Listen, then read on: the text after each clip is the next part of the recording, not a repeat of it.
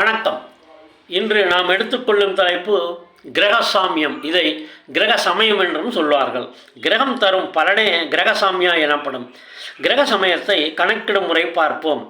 இது 27 வகைப்படும். அதாவது மேசத்தில் இருந்து லக்னம் இருக்கும் வரை எண்ண வேண்டும். பிறகு மேசத்தில் இருந்து எந்த கிரகத்திற்கு பார்க்க வேண்டுமோ அந்த கிரகம் இருக்கும் ராசி வரை எண்ண வேண்டும். ஆக இந்த இரண்டையும் பெருக்க வேண்டும். ஸ்டெப் 3, அந்த 2 கிரக பெருக்கத் தொகையுடன் அந்த திசையின் வருடத்தையும் பெருக்க வேண்டும். அடுத்தது ஸ்டெப் 4, ஆக இந்த 3இன் பெருக்கி வந்த தொகையை 27ஆல் வகுக்க வேண்டும். மீது என்ன வருகின்றதோ அதுதான் அந்த கிரகத்தின் சாமயம், அதாவது சமயம். இதன் பலனைத்தான் அந்த கிரகம் அந்த திசையில் தரும். எனவே இது தசாபுத்தி பலனை அறிய உதவும். உதாரணம், ரிஷபலக்ன ஜாதகர். ஸ்டெப் 1, மேஷம் முதல் லக்னம் இருக்கும் வரை, அதாவது ரிஷபம் வரை 2. அடுத்தது குரு பார்க்க வேண்டிய கிரகம், அது லக்னத்தில் இருந்த 6ஆம் இடம் துலாத்தில் உள்ளது, ஆக 6.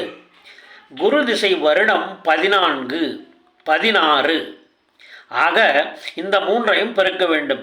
2 × 6 × 16, 192.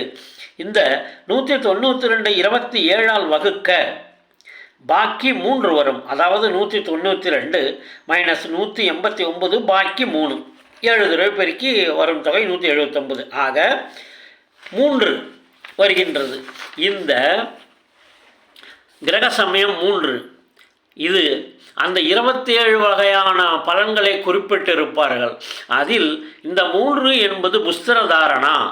இதன் பலன் கடின உழைப்பாளி, அயல்நாடு செல்லும் யோகம், அங்கு ஆதாயம் பெறுதல், எல்லோருக்கும் நல்லவர், ஓரளவு பயருண்டு. இது நடந்தது உண்மைதான். ஆக நம் முன்னோர்கள் சித்தர்களின் சித்தத்தை என்னென்று சொல்வதென்றே தெரியவில்லை.